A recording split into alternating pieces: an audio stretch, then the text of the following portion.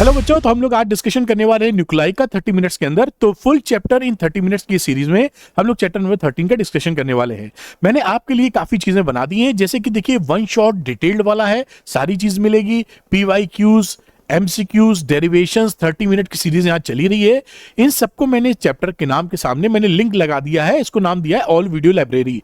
इस all video library का इस्तेमाल अगर एग्जाम टाइम में करेंगे तो आपको बहुत ज्यादा बेनिफिट मिलने वाला है, और इसका लिंक मैं दे दूंगा डिस्क्रिप्शन में, क्योंकि सारी चीजें आपके सामने रहेंगी। जो आपकी इच्छा है वो आप क्लिक करके देख सकते हैं, ढूंढना नहीं पड़ेगा आपको, और जो नई नई सीरीज ला रहा हूं उसका भी फायदा आपको मिलेगा। और अगर जो बच्चे ये चाहते हैं कि भाई जो मैं यहाँ पढ़ा रहा हूं उसका PDF उनको मिल जाए, तो अरविंद एकेडमी टेलीग्राम चैनल को ज्वाइन कर लीजिए, लिंक डिस्क्रिप्शन में दिया हुआ है।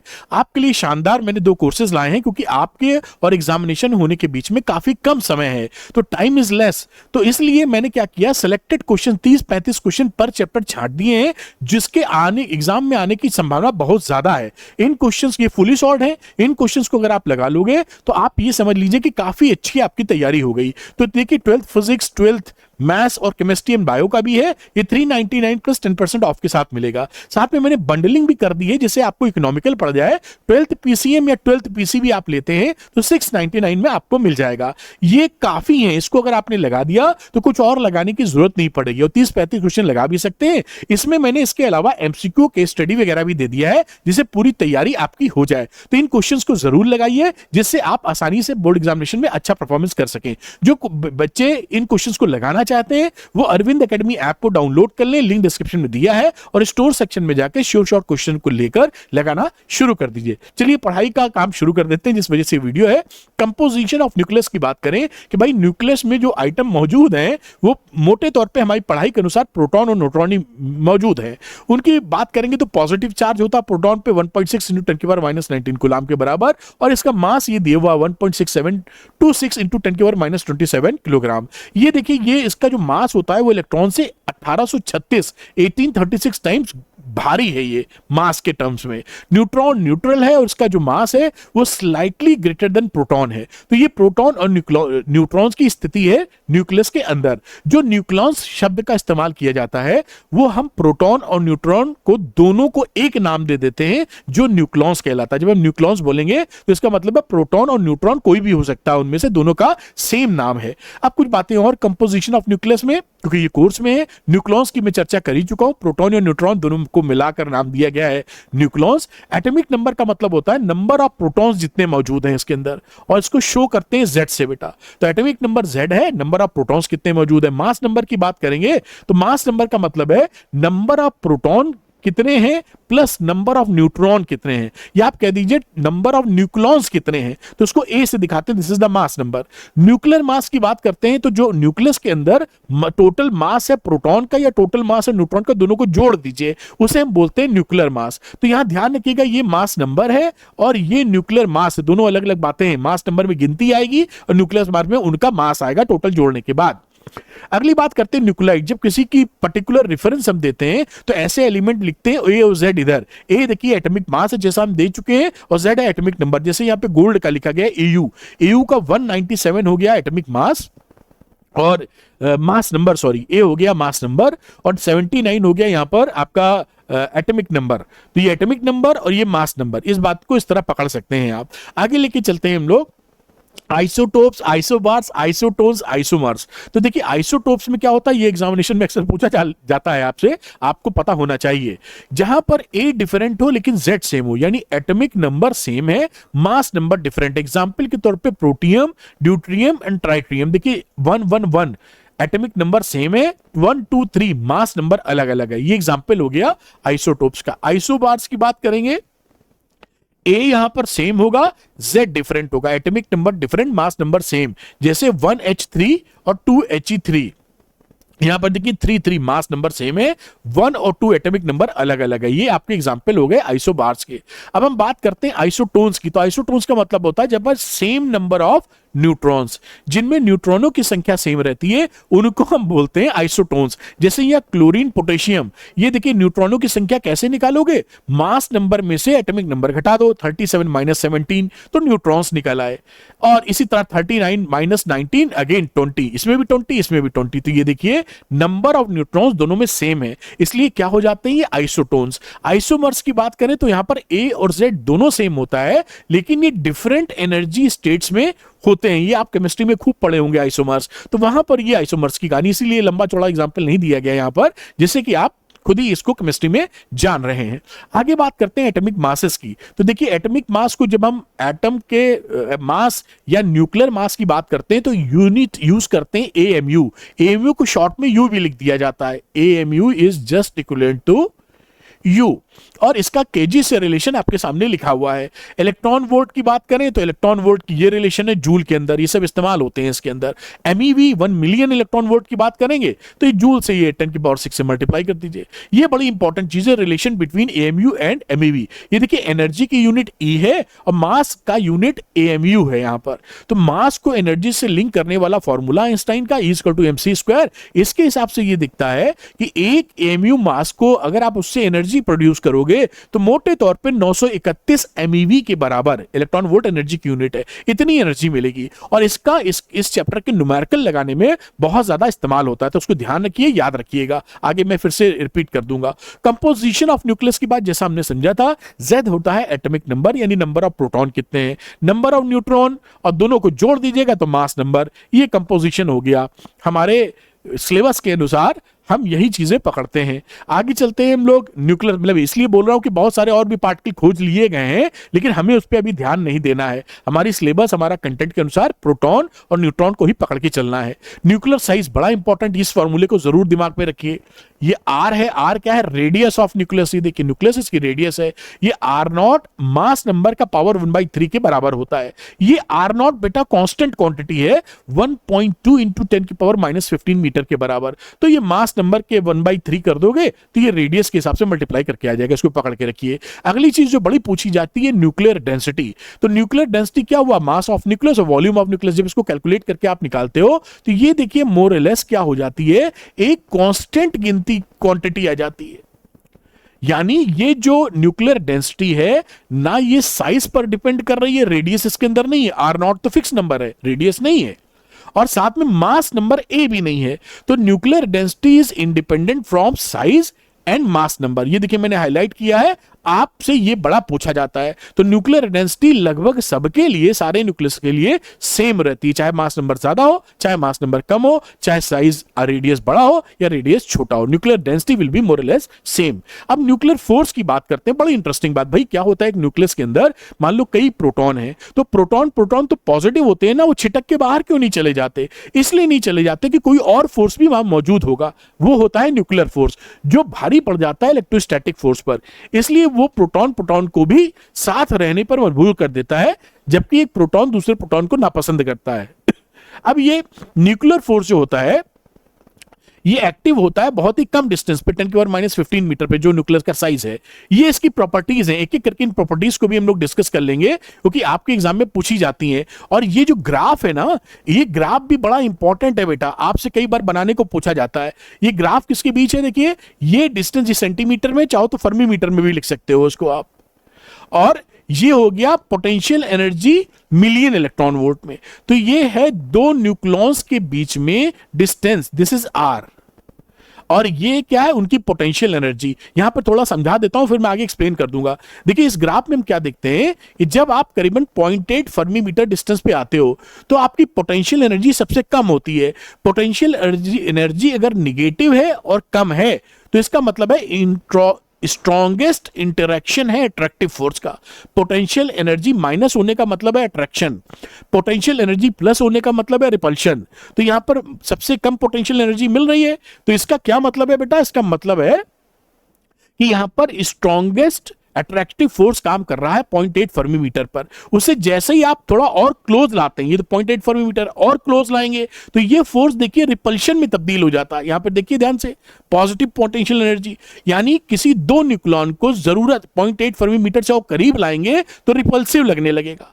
तो हमेशा जो न्यूक्लियर फोर्स होता है उसको हमेशा अट्रैक्टिव नहीं समझना है। जब जरूरत से ज्यादा पास लाएंगे तो रिपल्सिव हो जाएगा, और 0.8 फर्मी मीटर से थोड़ी दूर ले जाएंगे करीबन 4 फर्मी मीटर के आसपास, तो यहां अट्रैक्शन वाला फोर्स जीरो हो जाएगा। यहां फोर्स कैसा लग रहा है अट्रैक्शन का बेटा? जीरो। तो हमेशा अगर ये एमसीक्यू आ जाए कि nuclear force is always attractive, तो दिस इज रॉन्ग, क्योंकि न्यूक्लियर फोर्स अगर जरूरत 0.8 फर्मी मीटर से करीब आ गया तो ये रिपल्सिव हो जाएगा, और अगर दूर ले गए 4 फर्मी मीटर के आसपास तो लगना ही बंद हो जाएगा। तो इसलिए शॉर्ट रेंज फोर्सेस हैं। चलिए इसी की बातों को समझते हुए आगे बढ़ते हैं। ये स्ट्रॉन्गेस्ट इंटरैक्शन है जो भी फोर्सेस हमें अब तक मालूम है, चाहे वो ग्रेविटेशनल फोर्स हो, इलेक्ट्रोस्टैटिक फोर्स हो या न्यूक्लियर फोर्स हो। न्यूक्लियर फोर्स सबके बिग डैडी हैं, बड़े पापा हैं। तो देख लिया, रेशियो आपके सामने मौजूद है। इस शॉर्ट रेंज फोर्स का मतलब जैसे मैंने बताया कि शॉर्ट रेंज में ही काम करता है, जरूरत से ज्यादा पास लाए तो रिपल्शन, दूर ले गए तो भी खत्म। तो ये एक रेंज है इसकी बड़ी शॉर्ट, उसी में ये काम करता है। वो रेंज कितनी है? 2 से 3 फर्मी मीटर, तो शॉर्ट रेंज फोर्स हो गए। वेरिएशन विद डिस्टेंस आपको दिखाया था कि 0.8 फर्मी मीटर पे स्ट्रॉन्गेस्ट अट्रैक्शन था, कम किए या ज्यादा किए तो पोटेंशियल एनर्जी घटने बढ़ने लगती है। तो इसका डिस्टेंस से वेरिएशन इसका होता है। अगली बात, charge independent character. Proton proton के बीच में जो न्यूक्लियर फोर्स है, या प्रोटॉन न्यूट्रॉन के बीच में जो न्यूक्लियर फोर्स है, या न्यूट्रॉन न्यूट्रॉन के बीच में जो न्यूक्लियर फोर्स है, उसमें कोई भेदभाव नहीं है। यानी आपके पास चार्ज है या नहीं है, इससे इसका कोई लेना देना नहीं। इसी के लिए बोलते हैं चार्ज इंडिपेंडेंट बिहेवियर है। Saturation effect. सैचुरेशन इफेक्ट का मतलब है कि जहां पर ये न्यूक्लियॉन रहता है उसके पड़ोसियों से ही इंटरेक्ट करता है। जैसे आपके घर के बगल में शर्मा जी या वर्मा जी रह रहे होंगे, तो आपका इंटरेक्शन शर्मा जी वर्मा जी से, चौथे मकान से नहीं इंटरेक्शन करोगे। तो ऐसी सिचुएशन हो जाती है सैचुरेशन इफेक्ट। यही ये न्यूक्लियर फोर्स के टर्म में फॉलो होता है। उसके आजू बाजू वाले जो न्यूक्लियॉन्स है उससे इंटरेक्ट करता है, थोड़ी सी दूरी बढ़ जाएगी न्यूक्लियस के अंदर ही, तो इंटरेक्शन नहीं करेगा। Spin dependent behaviour. ये जो न्यूक्लियॉन्स रहते हैं ये न्यूक्लियस के अंदर भी घूम रहे होते हैं। जैसे पृथ्वी, जैसे दिन होता है ना, पृथ्वी का दिन रात अपने पे रोटेशन कर रही होती है, वैसे ये भी स्पिन कर रहे होते हैं। तो अगर दोनों का स्पिन सेम है तो स्ट्रॉन्ग न्यूक्लियर फोर्स लगता है, और एंटी पैरेलल स्पिन है तो वीक न्यूक्लियर फोर्स लगता है। तो स्पिन डिपेंडेंट कैरेक्टर ये शो कर देता है। एक्सचेंज फोर्सेस, ये आपस में एक दूसरे पर न्यूक्लियर फोर्स कैसे लगा लेते हैं? तो एक पार्टिकल का नाम है मेसॉन्स, इसके एक्सचेंज से। मेसॉन्स क्या होता है, ज्यादा दिमाग नहीं लड़ाने की जरूरत आपको नहीं है, बस ये समझ लीजिए कि दो जो न्यूक्लियॉन्स हैं एक दूसरे में मेसॉन्स का एक्सचेंज करते हैं, जिसकी वजह से फोर्स ऑफ अट्रैक्शन पैदा कर पाते हैं। नॉन सेंट्रल फोर्स, ये बड़ी इंटरेस्टिंग बात है, एमसीक्यू में कई बार पूछा जाता है कि nuclear force non central force का एग्जांपल है। मतलब क्या है? आपने जो इलेक्ट्रोस्टैटिक फोर्स पढ़ा था, जल्दी से बता रहा हूं, प्लस प्लस लोगे तो इनके सेंटर को मिला दो लाइन, तो फोर्स या तो इस डायरेक्शन में होगा या इस डायरेक्शन में।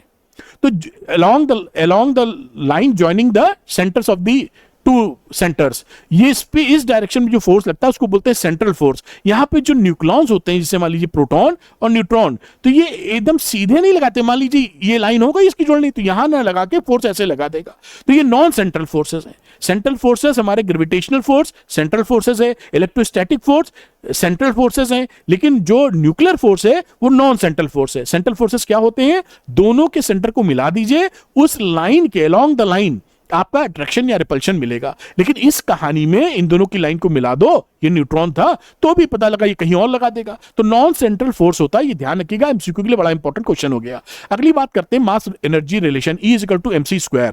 ये आइंस्टाइन का फॉर्मूला है, और ये समझ गए ये मास की यूनिट होती है। तो इस मास को अगर एनर्जी में कन्वर्ट करेंगे तो 931 मिलियन इलेक्ट्रॉन वोल्ट की एनर्जी आपको मिल जाती है।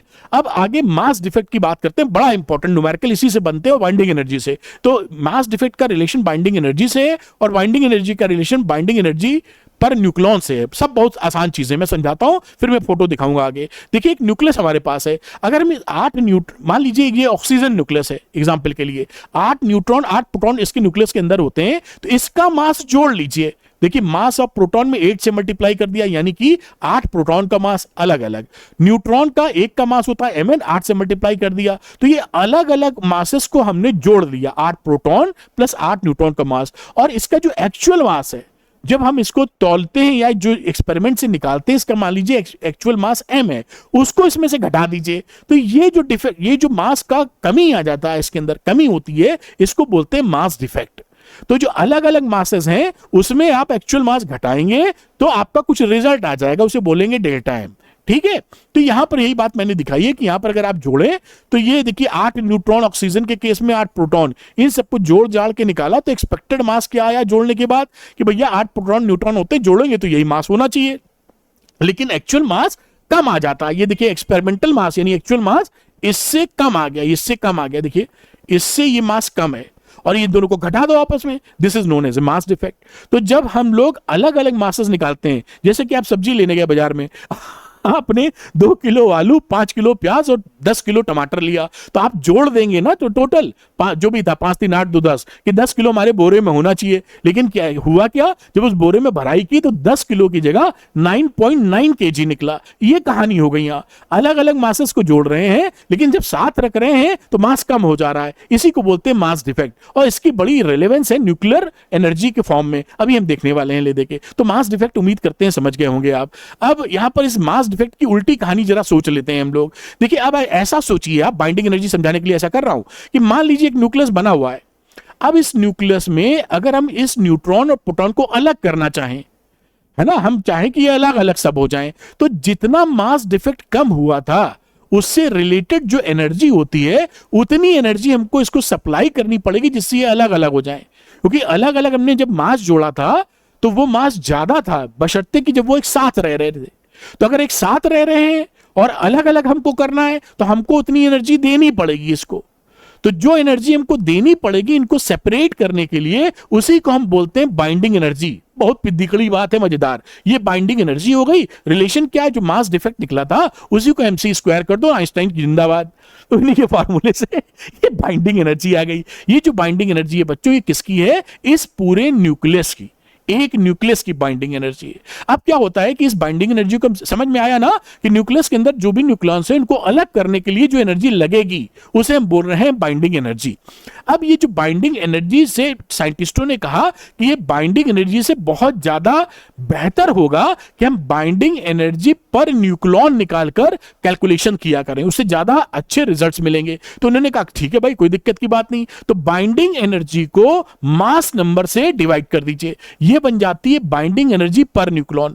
मतलब क्या, टोटल एनर्जी को जितने लोग शामिल थे, जैसे एवरेज लेते आए हो, कौन खास बात है भाई, मान लीजिए 10 लोग 10 न्यूक्लियॉन थे, टोटल एनर्जी आई 20, तो 20 को 10 से डिवाइड कर दो, तो एक न्यूक्लियॉन को अलग करने की एनर्जी मोटे तौर पे ये निकल आई। यही बोल रहे हैं, इसको बोलते हैं BEN। देखिए ध्यान दीजिएगा, बाइंडिंग एनर्जी पर न्यूक्लियॉन। और जब BE लिखते हैं तो बाइंडिंग एनर्जी होती है। बहुत सरल बातें हैं, मजा आ जाएगा आपको। अब देखिए बाइंडिंग एनर्जी कर्व, ये कर्व बड़ा इंपॉर्टेंट है, आपके एग्जामिनेशन में बनाने को आ जाता है। बाकी इसकी तो चर्चा हम लोग करेंगे, इसके अंदर का मामला क्या है, लेकिन ये बनाने को आ जाता है। तो 2-3 बार घर पे प्रैक्टिस कर लीजिएगा, सड़ाक से बना देंगे एग्जाम में जाके। चलिए, आपकी इसमें एक बात और याद दिला दे, जिसकी बाइंडिंग एनर्जी ज्यादा होगी वो स्टेबल न्यूक्लियस बन जाता है। जितनी बाइंडिंग एनर्जी ज्यादा उतना स्टेबल न्यूक्लियस। ये बात यहां पे लिख दी है मैंने, अब भूलें, मैं बताने में ना भूलूं जल्दी में और आप मिस ना करें। तो अगर बाइंडिंग एनर्जी किसी की ज्यादा हो गई तो इससे क्या सीखे कि स्टेबल न्यूक्लियस बन जाएगा। ठीक, अब ये जो ग्राफ होता है ये आगे मैं चर्चा में लाऊंगा। यहां पे देखिए मास नंबर है, मास नंबर का मतलब number of neutron plus number of proton,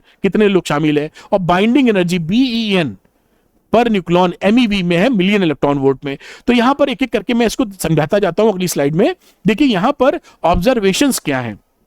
पहला ऑब्जर्वेशन है, इसको ध्यान से देखिए, 30 से 170 के बीच में, 30 कहां आ जाएगा, यहां कहीं आ जाएगा, ये 30-32 यहां कहीं समझ लो, और 170 आ जाएगा यहां कहीं के आसपास। तो यहां तक आप देखें, यहां से यहां तक, ये पेन पीला कलर है, उम्मीद दिख रहा होगा। इसके बीच में जो बाइंडिंग एनर्जी है वो लगभग कांस्टेंट है, यानी बदल नहीं रही है 30 से 170 तक। उसके बाद अगर 30 से कम लेते हैं, ये 25 था, ये 30, इससे कम लेते हो तो बाइंडिंग एनर्जी घट जाती है, इससे बड़ी लेते हो इधर तो बाइंडिंग एनर्जी तब भी घट जाती है। ये देखिए लिखा है कि बाइंडिंग एनर्जी लोअर होगी 30 से कम वाले मास नंबर के लिए, या 170 से ज्यादा वालों के लिए भी लोअर होगी, जबकि 30 से 170 के बीच में बाइंडिंग एनर्जी पर न्यूक्लियॉन लगभग कांस्टेंट बनी रहती है। ये क्या है, ये ऑब्जर्वेशंस हैं। अब इसका मतलब साइंस के हिसाब से क्या है वो समझ लेते हैं। भाई ये तो हमें दिख रहा था एक्सपेरिमेंटली, अब इसका कांड समझते हैं, यानी कंक्लूजन। तो पहला कंक्लूजन क्या है, the force is attractive and sufficiently strong. देखिए जो इनके बीच में न्यूक्लियर फोर्स है वो अट्रैक्टिव है और सफिशिएंटली स्ट्रांग है, जिससे में जो बाइंडिंग एनर्जी मिल रही है वो MEV में मिल रही है। MEV काफी अच्छा खासा हुआ, मिलियन इलेक्ट्रॉन वोल्ट। तो इसका क्या मतलब हुआ कि force is attractive and sufficient. कौन सा फोर्स, न्यूक्लियर फोर्स। ये बात यहां से साबित हुई। दूसरी बात देखते हैं कि यहां पे कंसिस्टेंसी ऑफ बाइंडिंग एनर्जी की बातचीत की जा रही है। मतलब 30 से 170 के बीच में भी बातचीत की थी ना, 30 से 170 मास नंबर आप ले जाते हो तो भी binding energy per nucleon change नहीं होती। इससे साबित होता है सैचुरेशन प्रॉपर्टी। मतलब ये मैंने फोटो बना दी आपके लिए, ये न्यूक्लियन कोई है तो ये पड़ोसियों से ही इंटरेक्ट कर रहा है, बाकी आप इसके अंदर मास नंबर डाल के साइज बढ़ाएगा मास नंबर से, आप ठूसे डाल रहे हो तो इसका इंटरेक्शन अपने दूर वाले से नहीं हो रहा है, इसलिए बाइंडिंग एनर्जी पर न्यूक्लियन नहीं बढ़ रही है। तो सैचुरेशन प्रॉपर्टी का यही मतलब होता है जो मैंने बताया था कि पास पड़ोसियों से इंटरेक्ट करोगे, शॉर्ट रेंज फोर्सेस है, लेकिन पड़ोसी अगर दूर है, आपके जस्ट बगल ना हो के 4 मकान छोड़ के, तो उससे उतना आपका इंटरेक्शन नहीं होगा। ये कार्यक्रम हमारे न्यूक्लियॉन्स भी करते हैं, जिसको बोलते हैं साइंस की भाषा में सैचुरेशन प्रॉपर्टी, जो बहुत आसानी से आप सीख गए होंगे जैसे मैंने आपको बताने की कोशिश की। अब बाइंडिंग एनर्जी का और कंक्लूजन की बात करते हैं और न्यूक्लियर फिजन समझते हैं। देखिए न्यूक्लियर फिजन का मतलब क्या होता है कि एक बड़ा आपके पास न्यूक्लियस है, उसको तोड़कर फिशन कर रहे हैं, तोड़कर दो छोटे छोटे न्यूक्लियस बना रहे हैं। तो यहां पर मान लीजिए किसी का नंबर 240 है, 240 कहीं यहां कहीं आ जाएगा, इधर यूरेनियम पकड़ा। अब इसको तोड़ोगे ना तो दो छोटे छोटे न्यूक्लाई बनेंगे जो यहां इसके बीच में आ जाएंगे, जैसे यहां पे बनते हैं। मान लो 240 को ब्रेक किया तो 120 के दो ठो निकल आए, 120 यहां कहीं आएगा। तो यहां की बनस्पत, यहां पर आपकी बाइंडिंग एनर्जी ज्यादा है। इसका मतलब क्या है कि बाइंडिंग एनर्जी बढ़ी तो स्टेबल न्यूक्लियस बन गए, यानी 240 वाला स्टेबल न्यूक्लियस नहीं था, टूटे तो 120 के दो स्टेबल न्यूक्लियस बढ़े। और दूसरी बात, बाइंडिंग एनर्जी उस प्रोसेस में बढ़ी। तो हमेशा ध्यान रखिएगा, आपको आसान करने के लिए मैंने लिख दिया है कि लो बाइंडिंग एनर्जी से जब हाई बाइंडिंग एनर्जी आप जाते हो तो एनर्जी रिलीज होती है। यहां पर लो बाइंडिंग एनर्जी थी और हाई बाइंडिंग एनर्जी में गए तो एनर्जी रिलीज हुई। तो इसलिए न्यूक्लियर फिजन में आपकी एनर्जी रिलीज हो रही है क्योंकि बाइंडिंग एनर्जी बढ़ रही है।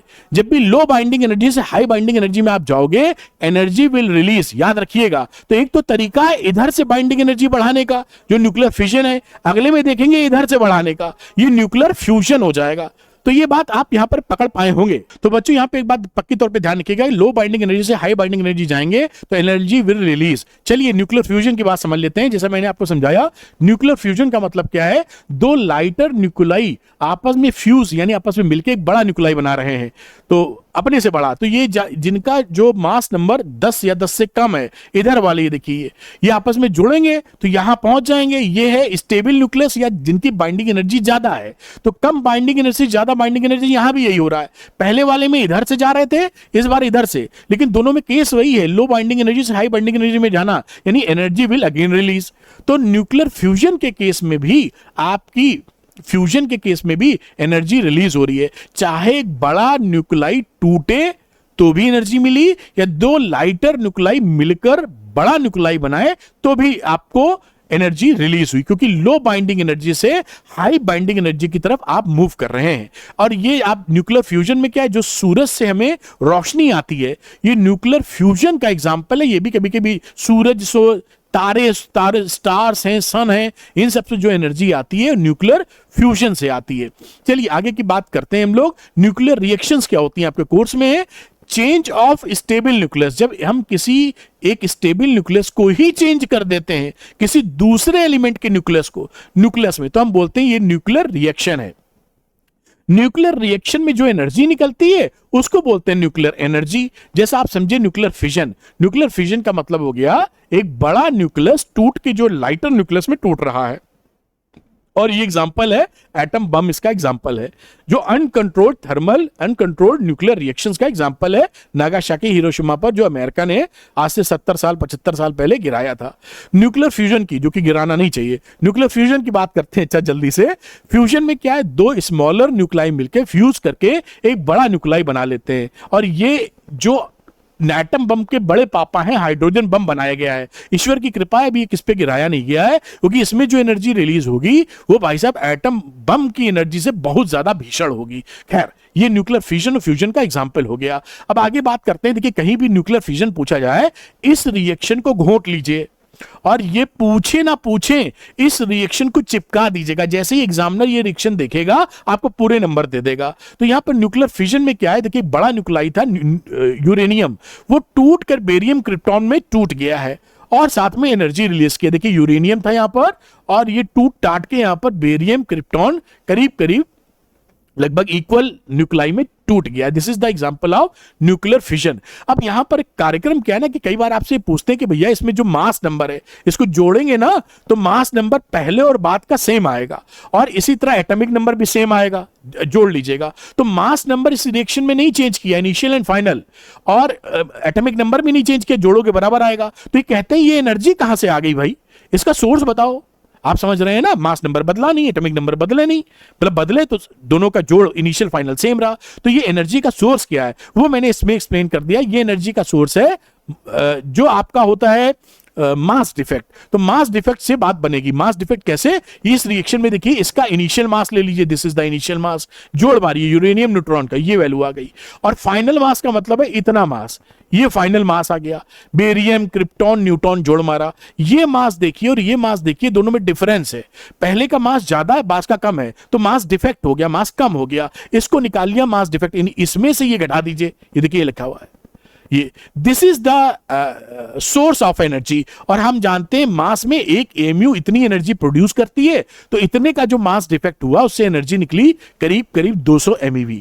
तो अगर आपसे पूछा जाए कि भाई न्यूक्लियर रिएक्शन में सोर्स ऑफ एनर्जी क्या है, तो मास डिफेक्ट से ही मामला बन रहा है। इस बात को मैंने समझा दिया है और आप पकड़ के रखिएगा, जबकि मास नंबर नहीं बदलता और इनिशियल फाइनल में। ठीक है, एक कदम और आगे बढ़ाते हैं, न्यूक्लियर फ्यूजन। कहीं पूछे ना पूछे न्यूक्लियर फ्यूजन की चर्चा अगर हो तो ये जो रिएक्शन आपके सामने इसको चिपकाना है आपको, फटाक से नंबर मिलेंगे 1H2 + 1H2 2H4 मिलके 21.6 मिलियन इलेक्ट्रॉन वोल्ट बन गया। फ्यूजन का मतलब दो लाइटर न्यूक्लाई आपस में जुड़ के फ्यूज होकर बड़ा न्यूक्लाई बना रहे हैं। बड़ी आसानी से बात समझ में आती है। अब नेसेसरी कंडीशन क्या है न्यूक्लियर फ्यूजन के लिए, देखिए क्या है कि हम लोगों ने फ्यूजन पे थोड़ा कब्जा कर लिया है, इसीलिए जो पावर प्लांट है वो न्यूक्लियर पावर प्लांट लगाए गए हैं, क्योंकि फ्यूजन रिएक्शन को हम कंट्रोल कर सकते हैं, और लेकिन फ्यूजन रिएक्शन को हम इनिशिएट करने के बाद जल्दी कंट्रोल नहीं कर पाएंगे, इसलिए हम इसका फायदा नहीं उठा पा रहे हैं। तो देखिए इस फ्यूजन में क्या होता है, हाई टेम्परेचर, हाई डेंसिटी और हाई प्रेशर चाहिए, बहुत हाई। ये जो हाई लिखा है वो बहुत बड़ा हाई है, तो उतना लेबोरेटरी में ये कंडीशन को मीट आउट करना बहुत डिफिकल्ट टास्क है। एक बार मीट आउट करा लेंगे तो हम कंट्रोल भी नहीं कर पाते फ्यूजन रिएक्शन को, इसलिए हम इसको अभी पूरी तरीके से इस्तेमाल नहीं कर पा रहे हैं। जिस दिन ऐसा हो गया कि इसको हम इस्तेमाल कर पाएंगे, पूरे वर्ल्ड में, पूरे विश्व में एनर्जी की प्रॉब्लम खत्म हो जाएगी। और साथ में ये क्लीन फ्यूल बोला जाता है, तो क्लीन फ्यूल भी मिलेगा, क्योंकि इसका वेस्ट कुछ भी नहीं होता। जबकि जो फिशन रिएक्शन है उसका जो वेस्ट होता है वो रेडियो एक्टिव मटेरियल होते हैं जो कि हार्मफुल होते हैं। तो nuclear fusion is very good energy, बस अभी यही है कि हम अभी उसके जुगाड़ नहीं ढूंढ पाए हम लोग। और जो सन 1 से एनर्जी आती है वो न्यूक्लियर फ्यूजन से आती है, मैंने आपको बताया था। आगे की बात करते हैं, कंट्रोल थर्मोन्यूक्लियर रिएक्शन का मामला। भाई जो थर्मोन्यूक्लियर रिएक्शंस जो होती हैं, थर्मोन्यूक्लियर रिएक्शंस में जो हीट की वजह से जनरेट की जा रही है, ये देखिए यहां पर एक बात मैंने लिखी थी, हाईलाइट कर दूं, ये जो फ्यूजन रिएक्शन को हम लोग कई बार थर्मोन्यूक्लियर रिएक्शन बोलते हैं। क्यों? क्योंकि इसमें काफी हीट चाहिए होती है। तो थर्मोन्यूक्लियर रिएक्शन की जब भी बात की जाए फ्यूजन की बात की जाएगी। तो कंट्रोल थर्मोन्यूक्लियर रिएक्शंस क्या होती है, जब हम इनको ऐसे कंट्रोल कर लें कि जितना चाहें उतनी एनर्जी मिले, हम इसको रोक सके। जैसे कि आपकी पानी की टंकी घर पे लगी हुई है, आप नल लगा के बैठे, तो नल एक डिवाइस है जो पानी के फ्लो को कंट्रोल करता है। पानी नहीं चाहिए बंद कर दिया, पानी फुल चाहिए खोल दिया, कम पानी चाहिए आधा खोला, तो आप उस पानी को कंट्रोल कर पा रहे हैं। अगर नहीं कंट्रोल कर पाएंगे तो इस्तेमाल कैसे करेंगे, टंकी का पानी बड़बड़ा के निकल जाएगा, आपको जरूरत नहीं तब भी बह रहा है। तो यहां पर ह्यूमन साइंस में या ह्यूमैनिटी में जरूरत पड़ती है कि जो भी चीज हमको मिल रही है हम उसको कंट्रोल कर सकें, तभी उसको फायदा उठा पाएंगे। अपने मन से आने लगी तो हम झेल ही नहीं पाएंगे उसको। खैर एनीवे, बात आप समझ गए होंगे। न्यूक्लियर फ्यूजन, ये बातें आपको समझ में आनी चाहिए, इसलिए ऐसे एग्जांपल देते हैं, क्योंकि तभी फिजिक्स मजेदार लगेगी और आसान आपको लगेगी। न्यूक्लियर फिजन और न्यूक्लियर फ्यूजन ये बड़ा इंपॉर्टेंट है, इसके बीच का डिफरेंस काफी पूछा जाता है। यहां न्यूक्लियर फिजन की बात कर लें, जब टूटता है heavy nuclei. Here is a heavy nucleus when excited gets split up into smaller nuclei nearly comparable masses. यहाँ पे दो lighter nuclei आपस में फ्यूज होके बनाएंगे तो फ्यूजन हो गया। ये बड़ा ही तेज प्रोसेस है फिजन, क्विक प्रोसेस है, एटम बम गिराया भड़ से फट जाएगा। और ये जो फ्यूजन है इसमें बहुत सारे स्टेप्स होते हैं, ये बहुत क्विक प्रोसेस नहीं होता। न्यूट्रॉन्स इसमें लिंक पार्टिकल होते हैं फिजन के अंदर। फ्यूजन के अंदर प्रोटॉन हमारे लिंक पार्टिकल होते हैं, जिससे ये आगे बढ़ती रहती है रिएक्शन। ये जो फिजन है ये रेडियो एक्टिव वेस्ट प्रोड्यूस करता है जो काफी हार्मफुल होता है। ये जो प्रोडक्ट्स है फ्यूजन में ये हार्मलेस होते हैं, क्लीन बोलते हैं। इसका जो स्टॉक है फिजनेबल फ्यूजन का वो लिमिटेड है। यूरेनियम हमारे धरती पे बहुत ही लिमिटेड है, कम क्वांटिटी में मिलती है, जबकि ये इसका जो हाइड्रोजन वगैरह है हमारे एटमॉस्फेयर में बहुत है, तो कोई दिक्कत नहीं है, रॉ मटेरियल मौजूद है, बनाते जाइए फ्यूजन। और इसका जो मटेरियल भी है वो वेस्ट मटेरियल भी नहीं, यानी कि क्लीन क्लीन फ्यूल है फ्यूजन में जो हमको मिल रहा है, और ज्यादा एनर्जी भी है फ्यूजन की अपेक्षा। बस दिक्कत ये है कि हम इसको कंट्रोल नहीं कर पा रहे हैं। जिस दिन कंट्रोल कर लेंगे सारी चीज मस्त हो जाएगी, बिजली नहीं कटेगी आपकी और हमारी भी। तो ये पूरा चैप्टर मैंने कंप्लीट कर दिया। Thank you very much. Arvind academy channel को सब्सक्राइब करना मत भूलिएगा। डिस्क्रिप्शन में कई लिंक है जो आपकी मदद कर सकते हैं। Thank you very much. Good luck to you. Bye.